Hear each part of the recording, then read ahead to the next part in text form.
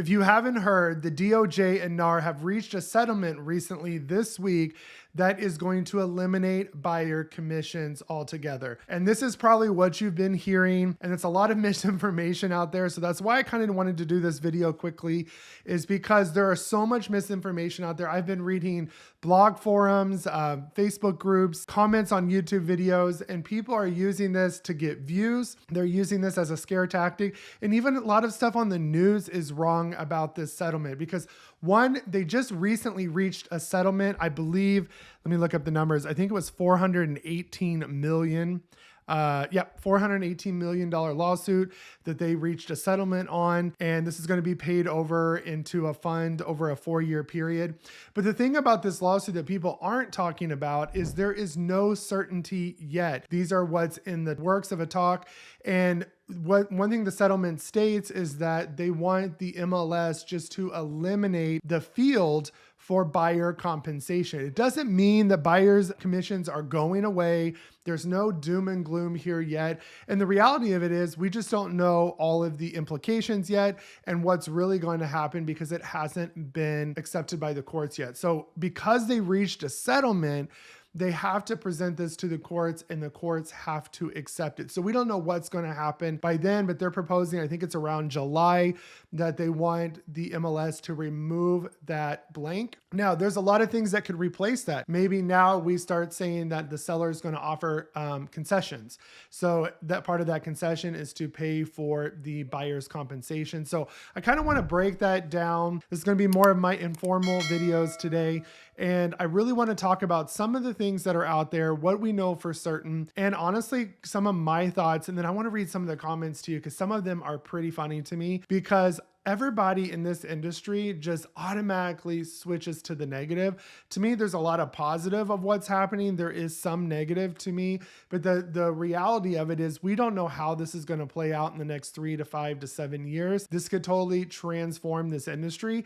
And a lot of industries over a period of time are constantly transforming. So I want to break that down, a lot of things that people are talking about. So you're probably going to see me going back and forth to my screen, but I want to kind of make sure I'm giving the right information as well. So this past Friday, which I believe was the 15th, they reached that settlement. So it's yet to be filed in the courts, that settlement, but basically they will need the courts to accept that as well. So basically it says that the settlement brings an end to all the litigation claims brought by home sellers. However, the lawsuits filed by home buyers, known as the Batten 1 and the Batten 2, will continue. So if you don't know, there was a lawsuit for home buyers that they apparently weren't getting a good end of the deal, which is another conversation. So these lawyers, they need to have a class action suit against them next because they're worried about our 6% commission on average, and they're taking over a 40% sometimes. So basically there's going to be just a few rule changes. So what it boils down to is that they just want the MLS to remove the buyer's compensation field. It doesn't mean that sellers won't offer buyer's compensation. That's going to be, kind of worked out when the listing agreement happens. If a listing agent is smart, they're still going to offer buyer's compensation. There's a lot of creative wording I'm sure you could use. I don't know if they're going to have rules against that. We're going to see. Again, there's uncertainty. Everybody has theories at this point, and that's something that I want you to take away from today's video is that a lot of this is just theory based on what's going to happen. All we know is they reached a settlement and it's yet to be filed in the courts. The courts could reject it and then they're back at the negotiating table. So we don't know just yet. But essentially what's going to happen is when you go to the MLS, you're just not going to see a field for buyer's compensation. It doesn't mean that they're removing that. And I've seen too in some groups that people are already putting 0% buyer's compensation. So what this is going to do in this industry is weed out all of these real estate agents that should not be real estate agents. They're going to weed them out. These people that are just doom and gloom. They're not professionals. They're not true entrepreneurs. They're not people that want to constantly get better in their craft. It's going to weed those people out. And I'm excited for that because if you look at it, I don't know the exact number, but I saw this the other day. It was like 1.4 to 1.6 million real estate agents we have here in this country, in the US, and there was around 4 million real estate transactions. So obviously there's not enough competition or enough business for everybody, but there's a TREB statistic here in Texas that 90% of the transactions done are done by 10% of its members. So that should tell you something. So all these agents to me that are complaining, that are griping, that are always go to the negative, they're the ones that are never going to succeed anyways, because they always have an excuse. I work with agents like this sometimes. I've had clients like this sometimes, or prospective clients, that they always just complain about everything. There's always a negative. You could give them the solution, but guess what? They're never going to take it anyways. Even if you solve their problem for them, they're just that type of mindset. So for realtors that have a great mindset, this is going to be a great situation to have. For those listing agents that know how to go get listings, for buyer agents that know how to negotiate, this is going to be a great time, because there's a lot of positives I've seen for this. And I've written down some points because I could talk on this for literally for an hour, and I'll probably do some other videos. Maybe we'll bring some agents in and we'll talk about this and kind of have a discussion. But one takeaway is that commissions can still be offered by the sellers to the buyer. So if a listing agent takes a listing and they're smart, which is what we're going to do with our listings, we're going to still offer that buyer's compensation. The thing is, now you just have to negotiate it ahead of time, which we're going to talk about. So it doesn't mean that buyer's compensation is going away, that sellers can no longer pay for the buyer's compensation. That is absolutely incorrect. And I want to dive in that in a second, because there's some things that in some markets, this has already been happening for years. So nothing's going to change for them. So basically this is really good because it's going to help us transform ourselves as agent.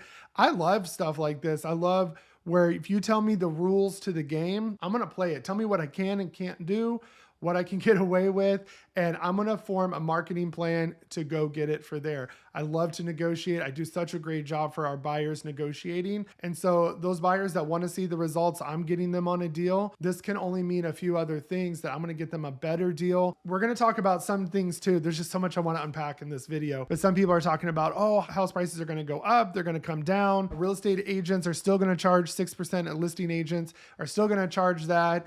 And, they're just going to get greedier. Sellers are still going to want to get top dollar for their house. So we're going to unpack all of that, but I just want to get the details of what's really happening so you don't freak out. So again, there's no changes yet. Nothing is certain. Everything is still up in the air. But the only proposal that has been made, besides paying out these fines by NAR, is that by July, they just want that in the MLS, that space for buyer's agent compensation to be removed. So that just won't be listed anymore. But it doesn't mean that sellers can still pay. It does mean they still can pay the buyer's commission. It's all about the negotiation as well. So we'll unpack that. So some things I saw that I want to talk about is, if you are a listing agent, you're going to be smart marketing wise to offer a buyer's compensation, maybe offer a little bit more, because here's the thing is, agents are looking at that. So, a couple things too. There's a lot of unethical agents. Let's just be honest. There's so many unethical agents out there. I've done deals with some of them that I'm like, how are you even a listing agent, or how are you a buyer's agent? You're doing nothing for your clients.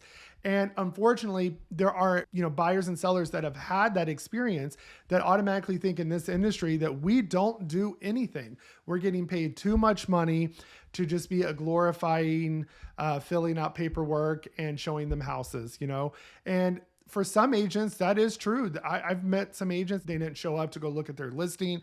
They didn't verify stuff got done. There's a lot that they didn't do. They basically just put the house on the market and took some crappy photos. And that's all they did. And they still think they should get their 3% and more. So for those agents, one, I'm hoping it'll weed them out, and those agents will lose business to good agents. Because if you're a good agent, you have a reputation for always getting the best deal for your client, whether it's on the listing side, the buyer side, you're going to have business. It's a matter of getting yourself out there. That's where marketing comes in. And if you need help with marketing, lead capture, lead generation, go look at all my stuff. That's what we do well. So you're just going to have to shift the way you put yourself out there. If you are a buyer's agent right now, especially a listing agent, you should be making videos on this right now, educating, because I think that's how we're going to get a hold of this curve. Because a lot of people are saying, oh, buyer's agents are just going to go straight to the listing agent now. And that might happen. We don't know the long-term repercussions of this and what's going to happen. But if you have a good reputation as being a buyer's agent who gets them the best deal, of course they're going to want to pay you, especially if you can get the list price down on the house. You're saving them money. You are making, you're worth your salt. It's the same thing we say as listing agents, that the reason why you want to sell the house with a listing agent instead of by yourself is because I'm going to get you more money that's more than going to pay for my commission, because we know what we're doing. And it's going to be the same thing for the buyer's agent. What's going to happen now is that it's going to shift us to have this conversation in the beginning. And I'm guilty of this. In the beginning, working with buyers, I didn't have a buyer's rep agreement. I don't make them really sign it until we're about to go put an offer on a house. I still qualify my buyers. I make sure they have their pre-qualification. I make sure they have savings. If they tell me they don't have savings, but they got they're pre-qualified or, pre-approved, whatever, then I'm not going to mess with them because they don't have money. And so this is going to help those agents that have been working for free, that go and show houses. Now we can negotiate ahead of time that, hey, whether you do this deal or not, you owe me X amount of dollars. I don't show houses for free. You don't go to work for free. Neither do I. So a lot of these wishy-washy buyers, it's going to weed them out, which is great. It's going to make our business more efficient and help us stop wasting time and get that time back. So we weren't working for a few dollars an hour because of all this time we wasted. We are, streamlining our business and pre-qualifying. A lot of agents are so desperate for a deal, they just work with anybody. Don't do that to yourself. If you are a good agent, hold yourself at a higher standard and pre-qualify these buyers. Do not let them waste your time. When I hear a buyer, I had literally a couple buyers say this to me. Oh, I just want to go look at this house for shits and giggles. Sorry, we're not doing that. If you legitimately know that you will never buy this house, we are not going to look at it. I don't care if it's down the street. I'm not wasting my 20 minutes to look at it for you to tell me you don't want it. And when you work with buyers, that's when you come across and say, hey, are you actually going to buy this house? On a scale of 1 to 10, how certain, if it's the way you think it looks, everything works out, how certain are you going to put an offer on that house that day? If they're not ready to put an offer on anything, don't show them properties. These are learning mistakes that I went through, and I quickly are qualifying that. I've had buyers come back around wanting to work with me, and I'm like, hey, if you're not ready to squeeze the trigger, don't. I had one of them tell me, hey, I just want to go look. No, we're not just going to go look. If you want to pay me to go look, we can do that. But if you're not going to do that, I can't waste my time. I value my time, my family time, my business above that. You're not just going to go to work just to go to work and not get compensation for it. So, and if you do, you need to rethink your career. So there are a lot of positives in this too. On the buyer side, this is kind of better for them because one, they're not going to get caught with these unethical buyers reps that are only going to show them houses that have 3% or 2.5%. I've seen listings for 2%. And I'll even tell you myself, like I've looked at these properties and asked them, which one do you like more? And if they don't like the 2%, we're not going to go look at it. But if they do like it and that's their dream home, I'm going to show them that house. But there's a lot of buyers too that will look at the commission and filter what they show to the agents if that's even one of the listings they'll send to them. So that's going to kind of help it, but it's also scary on the flip side that we don't know if we're going to get money. So that's where the offer comes in. When we submit an offer, we're going to ask for concessions to cover that, because now we're going to need to have a conversation with our buyer, letting them know, hey, I don't work for free, right? In the past, sellers have always, included our commission, and that's what paid us. But now if you want to work with me, you have to guarantee me that I'm still going to get this commission no matter what the offer has. And if you're a good buyer's agent, you can negotiate a buyer's offer. Now, some of that's going to come off maybe the listing price or some of the concessions that they would normally get, but it can still be covered. And if you're a good negotiator, you have nothing to worry about. And if a seller gets greedy, guess what? They're going to get stuck with that house. Some other theories on that too is that, this listing agent is not going to want to pay anything. Well, guess what? His house is probably going to set on the market. And if you're a good listing agent, your reputation might be that you know how to get a house sold for top dollar and still get the buyer to pay those deals as well. So that's one scenario. You're just going to have to negotiate that ahead of time. And like I said, the listing agent maybe there's going to be a space in the MLS that says buyer's concessions. We're able to put, we're willing to throw $5,000 towards closing costs, and the buyer needs to make up the difference. But really, that's how it's been all along. It's just the conversations we had We just avoided those. So let me give you a good example. If I put on my buyer's agreement that they owe me 3%, right? That is what my pay is. And I go and do a deal, they pick a house and there's only offering 2.5%. Well, guess what? Technically, that buyer owed me 0.5%. I should be collecting at the closing table, but a lot of times we just don't go down that route because some of these buyers can barely afford what they're paying to get into the house, which brings up another topic of conversation. I'm so sick of hearing these people say, well, they can barely afford their closing costs. Well, guess what? They're not ready to buy a house then. That's not our fault. I heard a great example for this, and I'm curious to know what you think down in the comments below. If you're going to go buy a dress for $200, and all you have is $200 and you don't have enough money for the sales tax, you don't have enough money to buy that dress. And on the flip side, if you go to a restaurant and you only have enough money for the meal, but you don't have money for a tip for your server, and especially if they did a great job, they went above and beyond, then you shouldn't be eating at that restaurant. Take yourself to McDonald's, Subway, something where you can go through a drive-through and self-serve. Those are conveniences. Owning a home is a convenience. It's a luxury. So it's not necessarily a right. Yes, home ownership should be easier. Yes, we should always have a place to live, and prices have gone up and interest rates have gone up, and this has hurt the buyer and some sellers. But the problem is that now they're just going to have the expectation they need to save a little bit more money. We're probably going to see where mortgage companies are going to include the buyer's commission into the rate and be able to finance that in. So I think we're going to see a lot of different creative things coming up, but it doesn't mean it's the end of buyer's agents. It doesn't mean it's the end of this industry. So a couple of things I noticed too with regards to the buyer's commission. I'm working with a client right now in Brooklyn. I've been doing her website, building that. And she asked me the other day, hey, what do you think about this whole thing? And I gave her, kind of the spiel I'm giving you. And she said, here in Brooklyn, it's kind of already like that. A lot of listing agents go and get their own buyer. Or the buyers come to them without representation. We tell them to go get it. But the problem is a lot of those listings either have 1% buyer's commission or 0 because it's such a competitive market. And even a lot of people with the listings, they're doing a listing for 2%. Nobody's charging 6% to split with a buyer's agent. And that's kind of how it is in New York. And if you're from New York and I got that wrong, comment below. But one thing to note is that's already happening in some markets. I've talked to agents where, the buyers usually don't get much, because it's really funny because she said the buyer's agent doesn't do anything, which is they probably don't do anything because you're not paying them to do anything.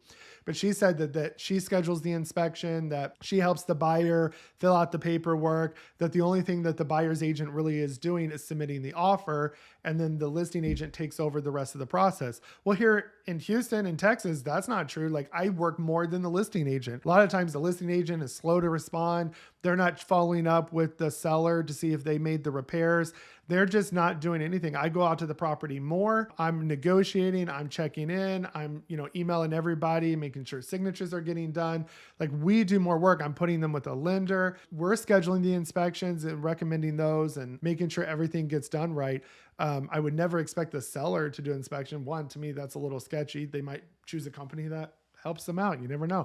But that's just the way it is in New York. So already some markets are already experiencing this. So it's going to be interesting to see the way this plays out over time. I had a couple too that was from the UK, and they told me that in the UK, and again, this might have changed recently, this was a couple of years ago, that there's no such thing. Because I kept asking, why are you going to the listing agent? I'm your agent. And they're like, sorry, it's just in the UK that we just go directly to the listing agent. There's no such thing as a buyer's agent. You have the listing, you come to them, kind of like you would go to an apartment. Most of the time people go without a realtor, go to an apartment complex, fill out the application themselves. And so it's the same concept there. So that already happens in other countries. So it's very interesting to see the way that this is going to play out as well. So I want to read some comments to finish up. I'm going to do some more videos on this. There's so much more that can happen. People are talking about they're just going to avoid the buyer's agent and go straight to the listing agent. Okay, so now we all become listing agents. It's going to weed out some of that competition. And so if that happens, I've heard agents say, we don't know what we can and can't do yet.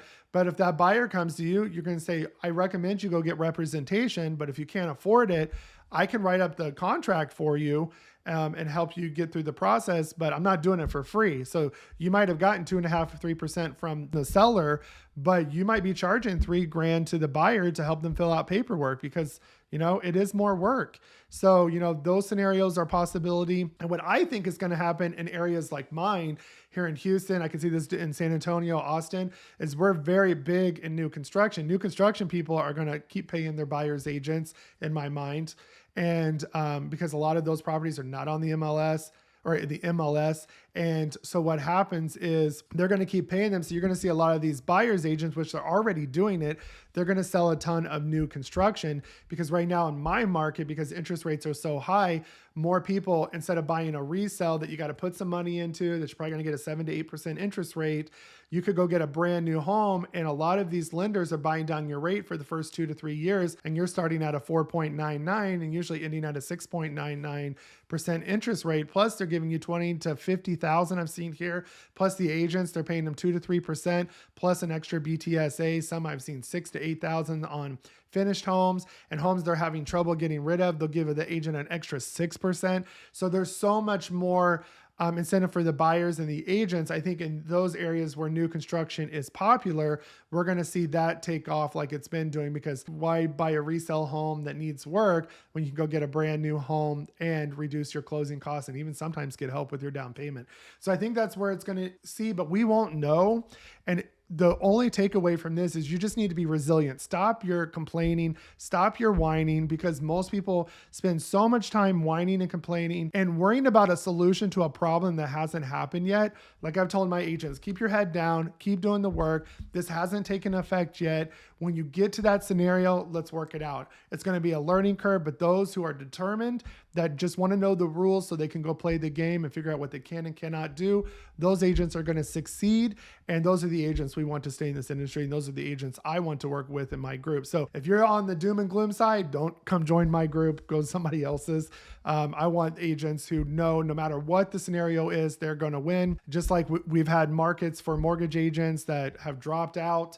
In 2008, when I got my mortgage license, we had the freaking, crash of the housing market, and I was still doing deals. There was still agent doing deals, and there's always going to be somebody looking to sell a home. It's about your marketing. What are you doing to set yourself apart? What are you doing to differentiate yourself between other agents? And that's really what's going to matter. So I want to read a few comments, and I'm curious to know what your responses to these comments are. One agent said, I'm still going to recommend to sellers compensate a buyer's agent. That's what we're going to do. We're going to compensate them, and maybe we get a little creative and we compensate just a little bit more than what the next person's doing. It says buyers will want to avoid buyer's agents so they don't have to pay commission and go straight to the listing agent. What they're going to find out is that listing agent's still going to charge them because nobody's working for free, right? And somebody said, it seems like it will hurt first-time home buyers more than anyone because they will avoid agents to save commission costs and be unrepresented altogether by a listing agent who doesn't have their best interest in mind. So I kind of agree with that. But again, it all comes back to what are we doing as agents to represent? Are we complaining to people that they got an unfair advantage? No, let's talk about the opportunity. Let's talk about ways to work around that, get some creative financing going, so find some grants for them. So, as a home time buyer, they might need to save an extra 6 months, but they can still get in. Somebody said, hey, commercial is very similar to this approach. So it's game changing to commercial when you have a buyer that is ready and available to purchase. You go on and help them and purchase what they need. Same thing with the tenant lease rep. The tenant rep typically holds all of the power because they rep the person that can fill out those spaces. So it looks like in commercial, it's already kind of happening. Our local board says we can still post BAC, buyer's agent commission, in the agent remarks. So what's the point? Next attorney will sue us again to remove the private agent remarks. So some people are saying you can put those notes in the agent marks. One thing I thought about you could put in the agent remarks is, hey, we are buyer agent friendly. Okay. So obviously I know they're going to be offering commission, buyer's agent friendly as normal. Like you can get creative. I saw a really great post that basically they highlighted the words in the advertisement 3, and the next sentence said %, and then it said for buyers and then agent. So there's going to be some creative ways. And the biggest thing is call up the agent and ask, what are you offering for the buyer's agent? So let's see if we can see any more And a lot of people are saying, you know, what is NAR? Maybe we'll see NAR go away. I mean, they really don't do a whole lot for us. People say they have our backs, but in this lawsuit, it kind of looks like they just laid down and negotiate instead of fighting this ridiculousness there at the end of the day. You know, somebody put too that, you know, this might help prices go up or go down.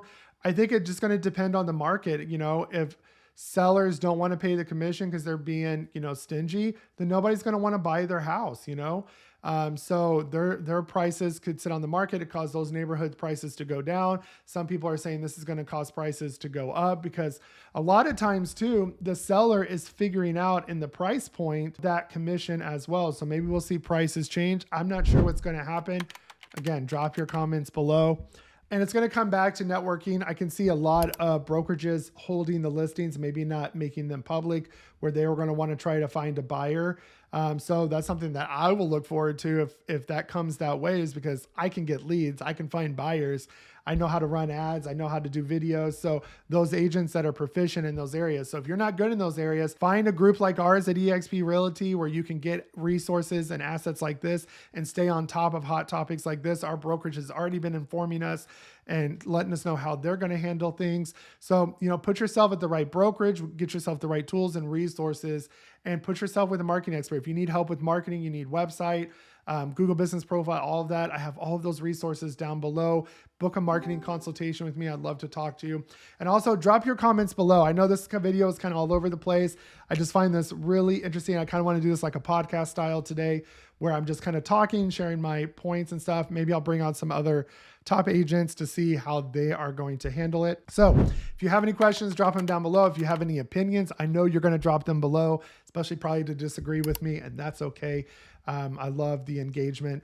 And if you want to keep seeing more content like this, make sure you like this video, subscribe to my channel, hit that notification bell. If you want to partner with me at eXp Realty, there is a link down below where you can learn more about partnering with us and get all of our training, resources, coaching, and courses for free at no extra cost or split to you. So go subscribe to my channel, give this video a like, hit that notification bell, and I'll see you guys in the next video.